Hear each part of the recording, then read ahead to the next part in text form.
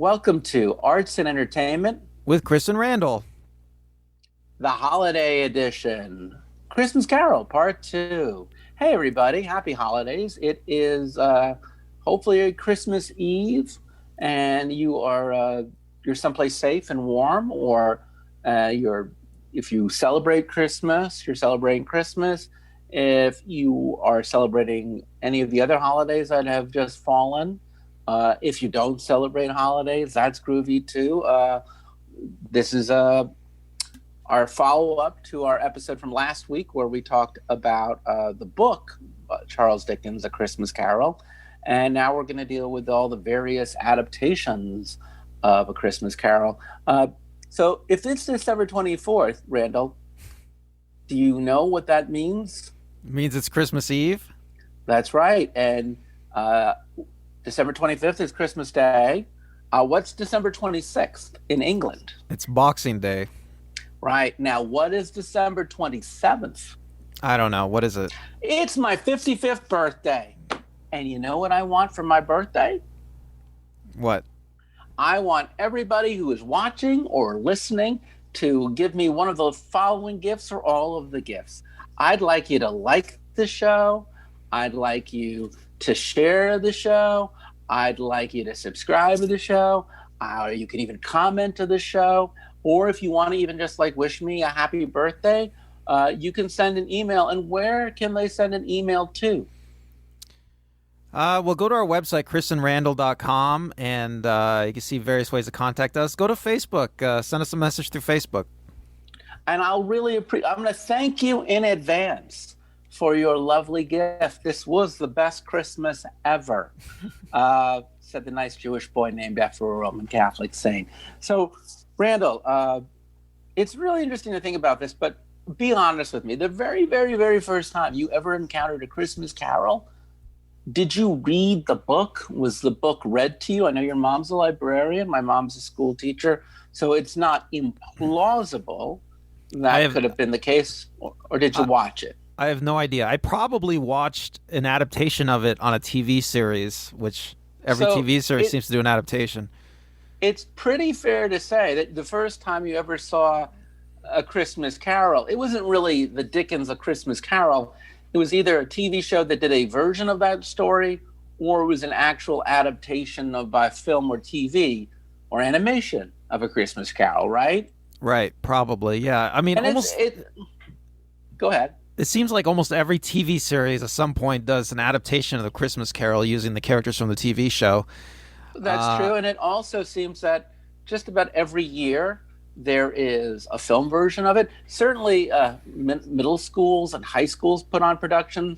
I used to work at a theater that just put on a professional stage production every year. I mean, this is one of the things that if we were not living through a pandemic year right now, all of us would be able to go to the theater to see a live production of this story. There are theaters that are doing productions and putting them online.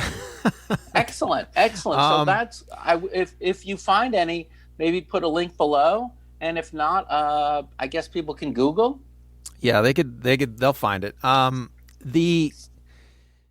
I did a search, for the show of Christmas Carol on IMDb, and I got 367 title hits. And I did a search for Scrooge because a lot of times they just call it Scrooge, and I got 108 more times for a total of 475 hits. So there's at least 475 verified adaptations of A Christmas Carol. Oh my God! Really? On IMDb, yeah, and that's just things that don't have an obscure title, that have Scrooge or Christmas Carol in the title. I mean, there's probably 500 plus adaptations. I don't know. I would estimate maybe there's if you include all the plays that people have done, there's probably over 1,000 adaptations have been done of A Christmas Carol. I mean, this is an incredibly popular work, isn't it? I mean, I think that it could be the most popular work in the English-speaking world. Well, yeah, because not only has the book not gone out of publication, the story, it's just general. I think you told me that there's a 5-minute long animated Yeah, one? so if you go to YouTube, I did a search on YouTube for the most popular versions of A Christmas Carol, and there's this 5-minute long version. I think it comes out of some kind of Indian YouTube animation site. It's for kids, and it's great. And it's narrated by somebody with a thick, like, Indian accent, but it's great. And the narrator pronounces Ebenezer as Ebenzer.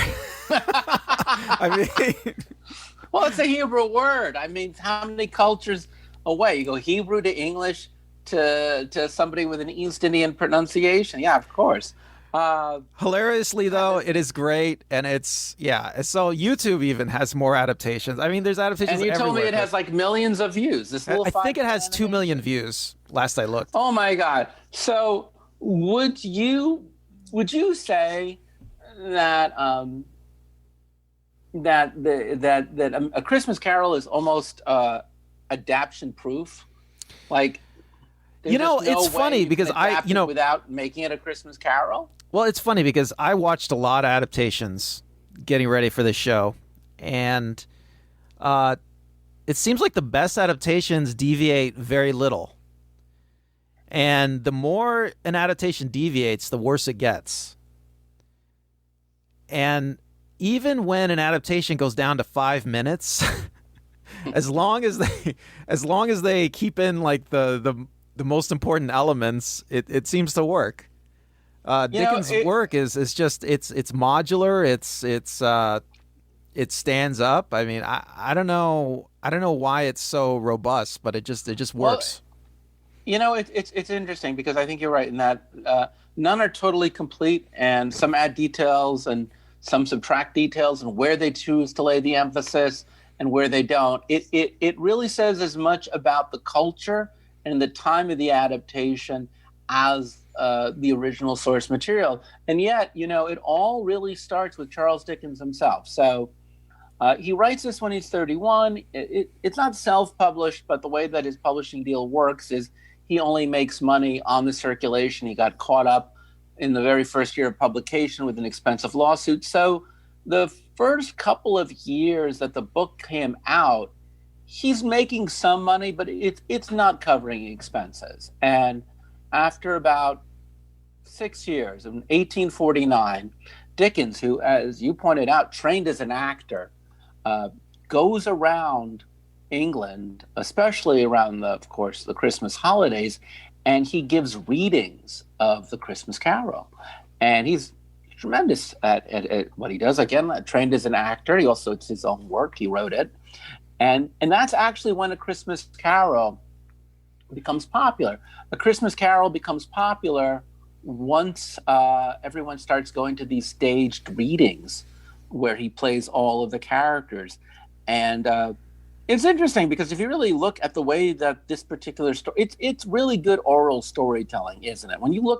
If you just randomly right now pick up a copy of the book, go on Gutenberg Project if you don't have the book, and just read like any paragraph, right? It almost just reads like a script. Well, that shows Dickens' stage experience. I mean, Yeah. Dickens is totally visual as a storyteller.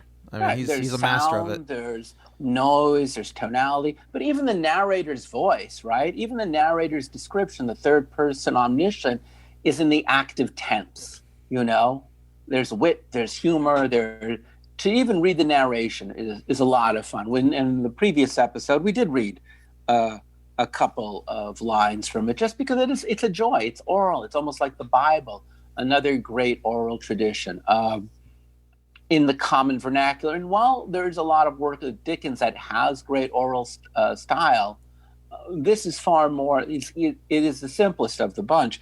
I did listen to, and you also listened to Patrick Stewart's audio from his one-man show of his reading of the book.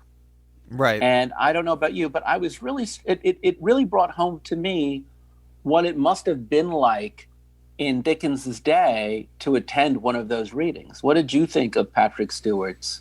Yeah, Patrick Stewart's reading is great. Patrick Stewart did a one-man show where he would do it on Broadway. he acted out the whole play, but the only recording I think that exists of Patrick Stewart associated with this project is just him reading an abridged version of the book, which it's spectacular anyway. Yeah, just go ahead and that's listen still almost 2 hours long. Yeah, it's very long. I don't know if Dickens himself did not read an abridged version, or if there's that much left. Well, I'll tell you something interesting about another interesting thing about A Christmas Carol is usually when people adapt it, is they choose things to omit rather than. We will get to that in just a sec, but I just want to finish my thought on Dickens, which is it becomes so popular, okay, that he makes so much money, it raises the circulation of the book that from 1849 to the year of his death in 1870, every single year, this is something he does. He makes good money, it increases the sale. And as he goes from being a young man to a middle-aged man, really, he physically, if you think about it, becomes the face of Ebenezer Scrooge. He is that middle-aged man. He is Scrooge. And I would imagine the way people even saw Scrooge at that period of time is through the visage of of the author himself, Charles Dickens. Now, it's fair to say that even in the time that book came out, people were writing fake sequels to it. Louisa May Alcott wrote a fake sequel, and there were plays and operas written about it. You sent me a link, and it's available on YouTube, to a 1910 silent film. Yeah, there's like 3 or 4 silent film versions of A Christmas Carol that you could look at on YouTube. But I think you are onto something now. I just wanted to get to that point, which is what is omitted and what is kept varies from adaptation to adaptation. And another thing that I think also is worth exploring that you mentioned and we debated in the last episode is Scrooge an everyman or is he a businessman? And I do really think that each of the ones that we're going to discuss today, on some level or another, fall into those two camps. Are we supposed to identify with Scrooge, or is Scrooge more what I would call a personification? Does he exist as an archetypal hero, one who is the over-embodiment of something, or is he just reflective of who we all could become if we do not listen to the angels of our better selves? Yeah, I think the truth is the latter. I think that's what Dickens originally intended. It's like in the book, but every adaptation they make a choice to do one or the other. It seems like. Okay, well, I would say that let's just talk about them. Okay, so the earliest version I saw was the 1935 version of A Christmas Carol, made here in the USA, directed by Henry Edwards. And this is interesting. The screenplay is written by Seymour Hicks, and Seymour Hicks, kind of like Charles Dickens, he plays Ebenezer Scrooge. And he looks the part, he is a frail old, he's kind of heavy, actually, for an old man. Some Scrooges are skinny and some Scrooges are average height and some Scrooges are fat. And he's a little bit more on the heavy side of Scrooge, as if we're not super portly, but he's obviously not one who has missed a meal, even if his meal is gruel. And he plays him in a very rigid way. And aesthetically, what's really fascinating is that in this film, when you see the counting house, it's full of dirt, I mean, you can literally see just dirt and it's black and white. And they do this wonderful effect of just making it look dirty and grimy and gassy, like London would have been in that gas lamp era. Even the streets are just dirty. London it's a very, even though it was made in the mid-30s and not the 20s, it definitely still borrows from German Expressionism. There's a lot of stark contrast. You see also very wealthy people dining. There's this wonderful scene in a giant kitchen where they're making clearly a big meal for wealthy people. And then they're cutting off the fish and all the parts. And you see them throwing scraps of food to all the poor people outside, who are just covered in soot. It's an interesting choice because we never see Marley when he visits. Ever. We hear the chains, we hear the voice, and Marley says, "Only you can see me, Scrooge." And it's such I'm sure in theatrical productions of it, it's not uncommon to do this, but it's fascinating because only Scrooge can see him. So we're never privy to what Scrooge sees. And it becomes, in some sense, a much more psychologically provocative do they story. show the ghosts, the spirits? We will see the ghosts, but we never see Marley. We have to imagine Marley because we are told that only Scrooge can see Marley because it is very particular. And then, yeah, it's very interesting that way. We do see the ghosts, but they are definitely not the clearest of ghosts. They skip the childhood in this version of Scrooge. You don't actually see any of his childhood, and when it comes time to it's the scariest version when he's dead, and you see all three, the maid, the undertaker, and the scullery maid, all in like heavy chiaroscuro of black and white, dark and white features, selling off all of Scrooge's stuff. It's also the only one that features, you actually see Tiny Tim lying dead on the bed. It's very stark. I mean, it doesn't really feel like a ghost story as much as it feels very expressionistic, but the level of, you're so aware in that version of class distinction. There's a scene where the Lord Mayor of London is having this beautiful banquet and sings God Save the Queen, and you see all these elegant people, and then you see all these other poor people in bars and taverns doing the exact same thing. And you're very aware of the class inequity in that production. As far as the performance of Scrooge goes, I'm not that keen on it. I'll be honest with you. It's okay, but he seems to vacillate, Hicks, between being very stodgy and being very scared, and then finally just a little over the top in his joy. A little bit too mad when he comes to Jesus, as they say. Now let's talk about what many people consider to be, I would say, the seminal Christmas Carol, also called Scrooge, the 1951 edition. You saw that one as well, yes, with Alistair Sim as Ebenezer Scrooge.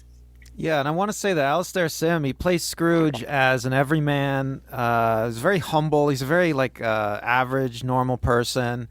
I really like his performance. I mean, I think most people love his performance in this movie. He plays Scrooge as just a very unextraordinary person. You can almost see him change as the movie goes on from scene to scene. You can see his emotional reaction very clearly in every scene. He doesn't play anything. It's interesting to me because I know that later on we'll have a debate on this one. I definitely think that Sim is playing the humor more. He's a witty curmudgeon at the beginning when he delivers those lines about the people who should be poked with pudding, or I pay my taxes, or they should die and contribute to the surplus population of the world, which is actually a quote from Thomas Malthus, who's a big believer in social Darwinism. There's a glibness and wit to him that I think is missing in the Hicks production, and it does make you realize that this is a smart man. He's a clever, worldly man. How do you feel about that opening where we do see Jacob Marley? I mean, almost every adaptation, the Marley scene is very similar. I think it's great. I would say that to me, it does feel a lot more like a 50s horror film. The way they use the overriding score, the makeup, it is interesting that a lot of adaptations, they choose whether to play up the horror more or less. Yeah. I don't know if playing up the horror in any of these adaptations even works. I mean, when I was watching them and I see them trying to make it more of a horror movie, I don't know if it really adds anything to the adaptation. I mean, what do you think? Yeah, I think that in its day, it might have been the best call, because imagine seeing it on a big screen in 1951. Maybe to the people who are there for a horror film, that was a great moment. And maybe if I honestly saw it on stage, kind of like Phantom of the Opera, the Grand Guignol, would speak to me. But you're right, when you're just watching it up by yourself in the middle of the day on a TV screen with 5 more Scrooges to go, you definitely kind of check out. There is a weird detail that Charles Dickens puts in the original story where Marley's ghost, his jaw needs to be closed shut with a bandage that goes all around his head, and that's a fairly horrific detail. Probably Which the worst. They keep in this version. They keep it in this version. Well, not every version includes that detail, and most of the versions they do something different with it. Some are more horrific than others. Now, I really like what they added to this story. What did they add? They add a lot in the past. Well, so in this story, they give Ebenezer a hiring scene where he is originally working for Mr. Fezziwig, and then he gets stolen away by, as you just argued in the last episode, a man who represents modern industry, the new ways, as opposed to the old, which Fezziwig holds on to. And instead of meeting Dick, he actually just meets Jacob Marley, and they find that they're men cut of a similar cloth. There's a proposal scene that's quite lovely and endearing between him and Belle. True, there is no Fanny here at all, but this scene, or is there a scene with Fanny? I actually may have missed it. Either way, I feel that by having a scene, it counterbalances well when it doesn't work out between them, because you see at least what could have been. I'm glad that we're spared the scene of her having children, to be honest with you. Yeah, you mean when the spirit takes him to her new husband, her actual husband? Yeah. Well, they make a completely radical choice, don't they? They don't give her that fate. What do they do for her? They actually honor. Well, it's interesting, and they honor her convictions instead of her ever getting. See, this is always something that bothered me in the book, is that she's like, "Oh, I'm not about money. I'm about you being an okay guy." And then what does she do? She marries a guy who's just essentially a wealthy guy who's actually a bit of a dick, if we're really about it, because it's like, "Oh, I was walking by and I saw Ebenezer all by himself." Well, honestly, he's an asshole. Well, in this version, I've seen that played off in less assholic ways. She does not waste her time with that kind of a dick. She doesn't waste her time getting married. She doesn't waste her time having kids. She ends up, we find out in the present, I'll jump on this one, working in an almshouse, taking care of the poor, with gray hair, no great makeup, no great middle class. She's dedicated her life to public service. I think this is amazing and wonderful. And it even makes you realize how it would have really had to have been a very different Ebenezer Scrooge. The Bill Murray Scrooge borrows that idea too. We'll this talk version about that later. But. Yeah, this version it adds a lot of little details that all mostly work really great, don't they? I mean, and some of the details it adds. I like also that while we're still in the past, I like how the man who hires him turns out to be thoroughly corrupt. He's an embezzler.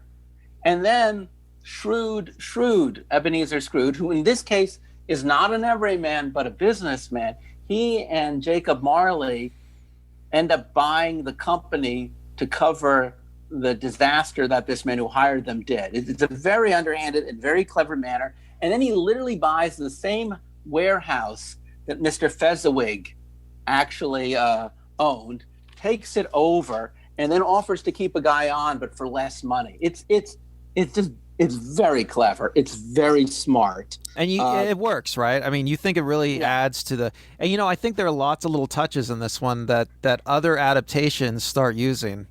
Yeah, they give they give Marley a deathbed scene, where Scrooge doesn't even come there because he's still working the clock. It's a very hard Scrooge. And then when he gets there, the Undertaker is waiting.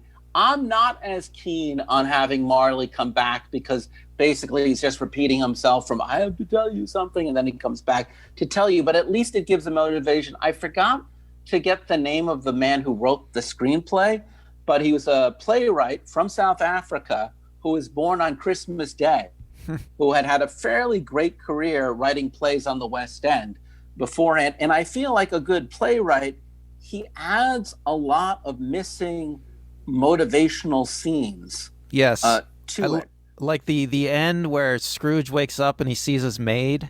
Yeah. Like, I don't think that's in the book at all, but that's a great touch because we saw the maid betray him.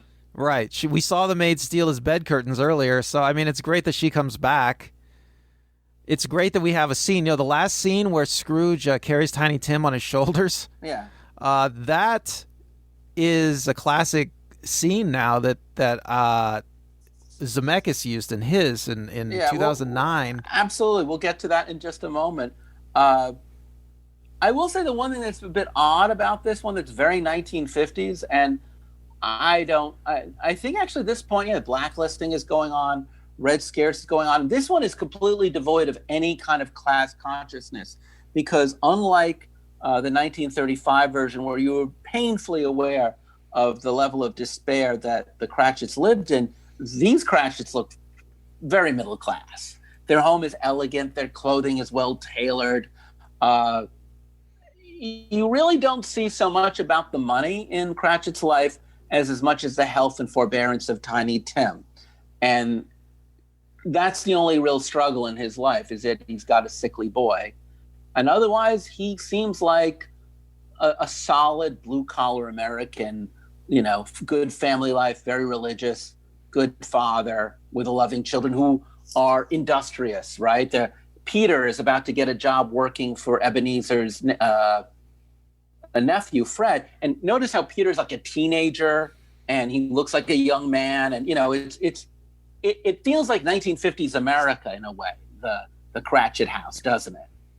Well, this movie comes out of 1950s America. And it really it has that weird kind of feeling. So it does neuter some of the class consciousness. Now, before I jump to the other Alistair Sim, the 1971 25-minute animated version, I just want to make sure, before we get to 1971, was there any version of A Christmas Carol that you saw before that one, between the 50s and the 70s? Well, there was a 1971. There was a musical. It's gorgeous looking. Oh yeah, tell me about that one. Well, I think it's based on a play. I don't know that much about it. It's based on a play, I think, and it was a musical, and there's song numbers, and Is that the one with Albert Finney?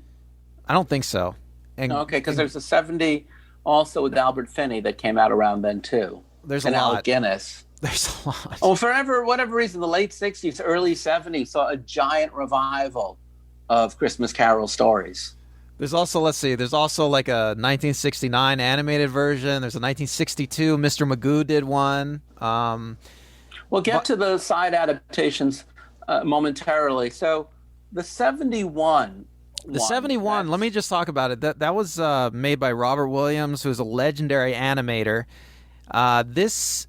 He supervised the production of it. This is made so well that it was on TV. It's only 24 minutes long, but it looks so amazing that it was released in theaters and it won an Oscar, and then a bunch of people were pissed off because it was on TV first, so they changed the rules for how to get an Oscar. It's directed by Chuck Jones, who used to do the wonderful Wile E. Coyotes and Roadrunner cartoons for Warner Brothers.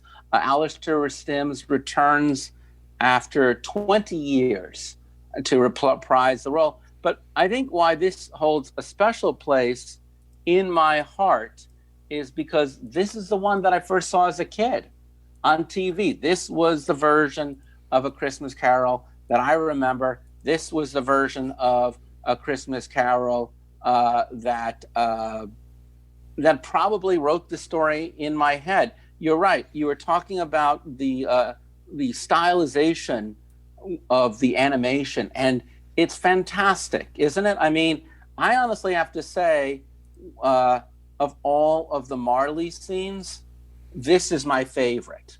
You know what I'm saying? The way that they use the black and the white and the color, the expression. This is even more than expression. There's something very haunting and terrifying. Don't you feel in that? Yeah, they really talk a little nailed bit it. more about the animation. Well, Robert Williams is one of the most legendary animators of all time. He did a lot of TV commercials during this era. He's just every animator would know who this guy is, and the animation is very detailed. There's a lot of camera movements. There seems to be a lot of motion capture, possibly. It's just really interesting, just visually speaking. It's the most gothic. It lifts a lot more. It's a lot closer to the actual book. Yeah, that's what I wanted to say. This is probably the closest to the book of any adaptation, I think. Now, that said, because it is literally just 25 minutes long, it's also a highlight reel. So there is no rescue by his sister Fanny. There is no children from Belle. There is, strangely enough, an interesting thing that they do add, which is kind of a flash forward, in that when he is in Christmas Present and he asks about the fate of Tiny Tim, there's a vision of that empty space with just the cane, which I thought was quite lovely. And they do that again with another part of the story where they flash forward for just a moment. The illustrations in this animation almost remind me of the John Leach illustrations of the original novel. Oh, I never thought of that, but that's probably what they were going for. And I do like that they create a money lending scene that is almost a lift from the money lending scene in the book. It's almost the only time they've ever really done it. And again, I do like how Sim, even 20 years later in animated, still hits all the humorous notes. Isn't it interesting? Yeah, 20 years later, they bring back Alistair Sim from the 1951 movie. I mean, they can't think of another actor to do it. I mean, he's it. Yeah, and I do like how in this one, when they show how Christmas is celebrated on a lighthouse, on a ship, it has a much more otherworldly nature. And I like how, to me, the criticism I have of Sim is the same that I have in the 35 version, which is I find his conversion moment, I just find him to be way too silly. And I at least will say that the silliness that he inhabits in that final act of the story works a lot better in animation than it does in a full-length film. Hey, folks, it's on YouTube, and it's 25 minutes. By all means, watch it. So now we're going to get to the last one that I saw. I'm just going to straight out say it. It's my favorite version of A Christmas Carol, the 1984 telemovie directed by Clive Donner and stars George C. Scott as Ebenezer Scrooge. Now, I'm not saying this is perfect. Scott does not even try to have an English accent. He gives Ebenezer a gruff exterior. He uses the words. He definitely takes on the demeanor and deportment of a wealthy old man of business. But he never. It's not in his bailiwick to do this. But I love. He's fat. He's big, and he's big in a way that is, again, almost like an illustration from that time. I mean, yes, this is a man who should be very cheap with himself, but the heaviness of his body almost feels like a shield to protect him from the world. They even build it into the story because they show him as a young man as being very lean. I love how in the flashback sequence of where he travels back with a very ethereal, very 80s, I got to be honest with you, almost like a little bit too 80s, Christmas past, that they give him a father. Nigel Davenport plays Silas Cratchit. And you get to see a real parallelism with the coldness of his father. And then as his father lets him come home, but for 3 days, and then puts him to work at Mr. Fezziwig, which just makes perfect sense. And he comments about how skinny he is, and I just love that because eventually it gets very heavy. It's a very natural. In fairness, films of the 1970s started this approach of using. Actually, maybe you could go back to Tom Jones in the 60s, but by 1984, when you show Victorian England, you're not using expressionism anymore. You're using a naturalistic approach. So now, like even Scrooge's house looks like it's seen better days, threadbare. The Cratchit house has got peeling paint. When you see them preparing the gooses and the fish, they're using real fish heads that they're cutting off. It's much more of the earth. Everything feels, yes, the costumes are great. Yes, the budget is bigger. Yes, the level of acting is just more contemporary, but it really has the look. You feel like you're in the picture, far less decorous, far less like a costume drama. It's a beautiful looking movie, though. I mean, I think yes. the look of this one rivals that of the 1970s Scrooge musical movie. They both look great. They both have a similar look, I would say. Yeah, not trapped at all by a sound stage. And I do like that one line, Scrooge says, Bob Cratchit does well on 15 bob a week. That's how they the Cratchit house looks a little bit dilapidated.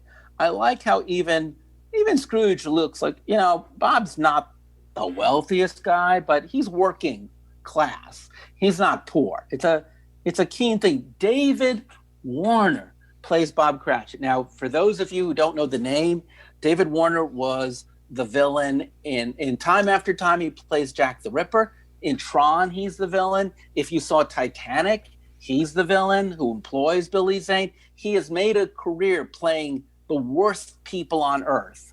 And in here, he's the lovable Bob Cratchit, which I think is so cast against type. And yet it works, just like Roger Rees, who had just done Nicholas Nickleby on Broadway. Maybe you know him from Cheers. Maybe you know him from The West Wing. Is my favorite Fred. He's my favorite because he's not only polite and warm, but he's charismatic and charming. And in so many ways, he really is everything that Ebenezer is not. And you really see that contrast so well. They even do a little thing with the makeup because the lovely Joanna Whaley plays Fanny. Do you remember her at all? She was such a gorgeous girl. She must be in her mid-50s by now. Oh, if she's alive at all. Do people live to be that old? Right. But, so this 1984 Christmas Carol is a lot of people's favorite. It's very much beloved. It is. The ensemble really works. Now, I will say this because I know we're going to get to an argument. It's fine. Scott, he's always angry in this, and he argues with the ghost, and he's like, "Yeah, you're repeating my lines to me. I'm going to say something in my defense."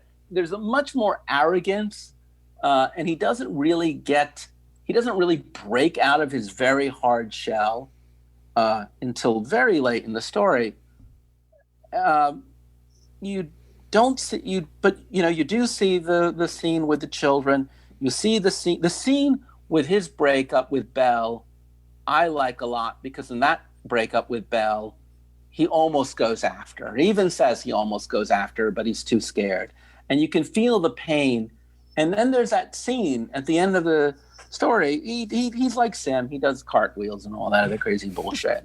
I've never liked it, but when he comes to Fred's home and he acknowledges his hard heart and how you know that on some level he blames him. He was mad at Fred for the death of his sister, and you see how happy he is with Fred's wife, and he knows that he once had a chance for love as well. It's a very heartbreaking scene. It's the first and only time in any adaptation, much less the book itself, that I actually truly am almost brought to tears because I feel so sorry for the hand that he's been dealt, and I really admire the generosity, well earned, that he gets at the end. It's definitely more understated. What are your thoughts? I've talked way too much about this. No, that's great. I don't think I have to say anything. I mean, the 1984 version is, I don't know. It's really stood the test of time. People love it. It's high rated on IMDb. So besides the various versions that we have seen on TV shows of A Christmas Carol, from the Flintstones to Happy Days to whatever shows on the air now, you've actually seen some of the more zanier films. Well, like let me just talk about. I did some research on IMDb. I tried to find. I tried to make a list of the top adaptations that had over 100 votes. So Mickey's Christmas Carol is number one. And this came out in 1983. It's about 20 minutes long, and it's actually very, very good. I mean, people love it. It's very close to the book. It's got some Mickey characters. I think Scrooge McDuck is a pre-existing character. I'm not sure. Yes, he is. He wasn't created back a long time ago in the Disney realm. Actually, it's kind of funny that Walt Disney would come up with a parody of Scrooge. But I do really want to know, since you did see the Muppets, you saw the Muppets Christmas. Let me tell you something interesting about the Muppets Christmas Carol. So the Muppets Christmas Michael Caine. Michael Caine is Scrooge. He does a great job. I mean, it's Michael Caine. I mean, but the interesting thing about the Muppets Christmas Carol is Gonzo narrates it. And and you know what? This is a lot of people's favorite from their youth. I would say the great thing about this one is Gonzo narrates it not for adults but for children. So you can watch this movie, and it's very close to the book again. So you can watch the Muppet Christmas Carol as a kid, and the stuff that you don't understand, Gonzo will fill you in. He like, if you're a kid, he'll hold your hand and guide you through the stuff that's more difficult to understand. And Michael Caine's performance is one of the best Scrooges. I mean, it's funny how the Scrooge character, we already talked about it in the last episode, but Scrooge character is truly a wonderful character, and I can see why great actors all want to try their hand at Scrooge. I mean, from Patrick Stewart to George C. Scott to Michael Caine to who else? Jim Carrey even. Jim Carrey tries his hand at Scrooge, and Robert Zemeckis. Let's talk about that one then. Let's actually talk about. I haven't seen it, but I remember it came out only a few years ago. What was your thoughts on? So the 2009 Robert Zemeckis Christmas Carol. It's another one of Zemeckis' motion capture animated movies. I hate almost all of these movies. I don't know why Zemeckis. I saw Beowulf. You know what? That's probably the best one. And that was pretty good. I think Beowulf, out of all of Zemeckis' motion capture movies, I think that's the best one. And I think I don't know what it is about that one, but the performances are really good in that one. But the Christmas Carol, I mean, it's just average. I think it's not the worst one. I think Polar Express may be the worst one. But would you say that, because we just talked about the animated Christmas Carol that was done by Chuck Jones and Robert Davies, how does that compare with the motion capture one by Robert Zemeckis? Are you talking about the 1971? Yeah, the one we just mentioned. Okay, well, the 1971, I think, used motion capture too, but it's not by computers. It's a rotoscoping, hand drawn rotoscope. Right. Well, Snow White used rotoscoping. I think that the effect that they're getting with the computer generated, it's very similar to rotoscoping. I mean, there's more. Did it take you out of the story? I thought the Polar Express was the worst example of this, but the Christmas Carol is fine. It was fine. I don't think it's totally crazy. One thing they did that when you watch A Christmas Carol is they have the same actor play a lot of different characters that are interacting with each other. So I think that's a huge mistake. I don't know why they do that. I mean, so Jim Carrey doesn't just play Scrooge? Jim Carrey plays Scrooge and the Ghost of Christmas Past. So there's a lot of scenes between the Ghost of Christmas Past and Scrooge, and they're both Jim Carrey. And I don't know. It's just it just feels so weird. The whole thing. When Patrick Stewart does it, it's okay. Well, when Patrick Stewart is doing it, he's doing it in real time. He's switching back and forth. I don't think Jim Carrey's doing some of that. That's the excitement of it. I see. Well, I know you saw a much more low-tech version. Also, you saw the Mr. Magoo. And Mr. Magoo, in a way, is an Ebenezer Scrooge. He's a benevolent. He's not cheap, but he's very wealthy. and he's incredibly short-sighted. And I know the animation for that could not have been that great, but Jim Backus, very funny. Most people know him as Professor Howell from Gilligan's Island, but he was also the blind-sided, cheery Mr. Magoo. Tell me about that one. That one has some similarities to Bill Murray's Scrooged, where they're putting we'll get to that in just a moment. Where they're putting on a play, and the play is Christmas Carol. But most of Magoo's Christmas Carol is inside of the play. It's Magoo playing Scrooge. And this has a very high IMDb score. It's maybe the fourth. I'll put this list up. It's maybe the fourth best adaptation according to IMDb users, and it's very good. It hews closely to the book, and Magoo is a great Scrooge. Jim Backus was a great actor, right? Yeah, it's fun and it's very entertaining. Well, if Alistair Sim plays Scrooge as an everyman, and if George C. Scott plays Scrooge as a man of business, then where would you place Jim Backus, Mr. Magoo, Jim Carrey? I want to know about all three: Jim Backus, Jim Carrey, and Michael Caine. Where did they all fall on that take? Well, I think that Michael Caine is an everyman. He's definitely trying to channel. He's definitely influenced by the Alistair Sim Scrooge, I think. Now, Mr. Magoo is. I mean, it's so bizarre watching it because Backus completely threads the needle between being Mr. Magoo and being Scrooge the whole time, and he does it perfectly. I mean, the guy's amazing, and it makes so it's neither an everyman or a man of business. He's something far more surrealistic. Well, let me tell you, the Magoo Christmas Carol, you're watching Magoo act as Scrooge in a play. So there's multiple levels of meaning going on in A Christmas Carol, right? Backus is acting as Magoo, who's acting as Scrooge, and it's just fun, So I think within the fiction of the play, within a play, Magoo is an everyman, and he's definitely channeling Sim a little bit, but He's a smart enough actor. He brings his own thing to it. He brings his own twist. And Carrey? How about Carrey's take? I think Jim Carrey's take is completely hampered, like I said, by this whole motion capture thing. I mean, I really don't like the motion capture, and also Carrey is playing off against himself. What is that famous line? Half of acting is reacting. So when you're acting, when you're reacting to yourself, it makes your whole performance weird.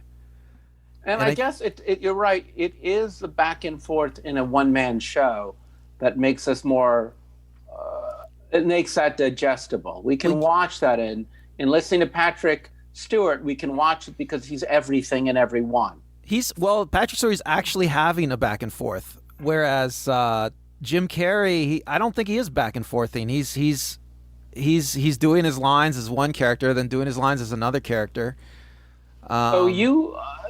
I have to say, one of my favorite non-linear, non-hardcore adaptations of A Christmas Carol is the 1988 Bill Murray film, Scrooged. It is insane. He's a TV executive. It has all sorts of... It takes place in New York City. It's crazy. What do you think of that film?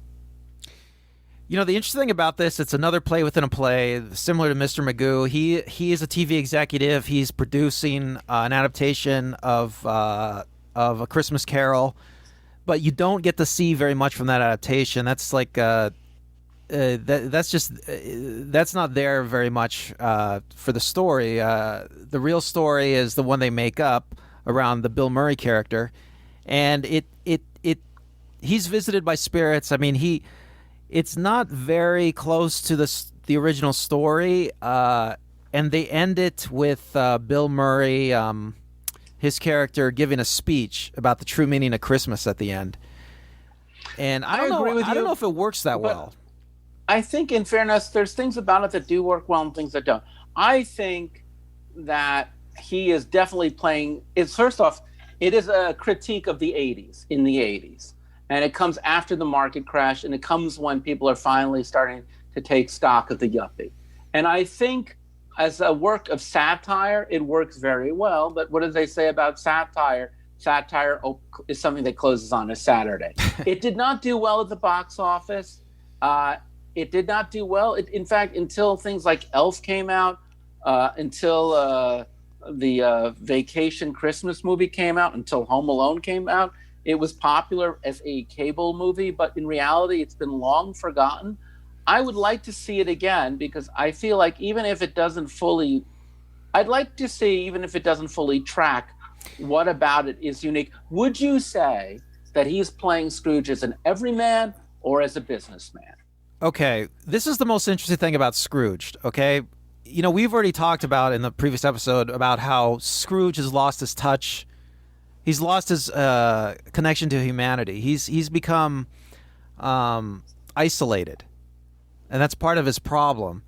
Now, in Scrooge, Bill Murray's character is a TV-aholic, even from a young child.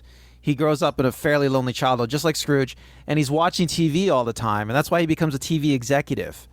And there are many scenes in this movie where Bill Murray plays Scrooge as a very awkward, socially awkward person, and that's one of the reasons he becomes so isolated, because he has trouble relating to people because of his childhood isolation, right? I mean, that's a key aspect. A modernist psychological level to it, which almost makes me go ahead. Well, yeah, they really key into that. It's very modern, and that it's modern media that's isolating him from his fellow man. That's an interesting theme that they really. I feel like this movie, there's a lot of great ideas, but when they get to the end, they haven't figured out how to end it, and they just give Bill Murray a giant speech at the end. Which is a cop-out. How about you saw the 2019 miniseries. Tell me about that quickly. Okay, so 2019, FX, I think it was, tried to do a very adult Christmas Carol.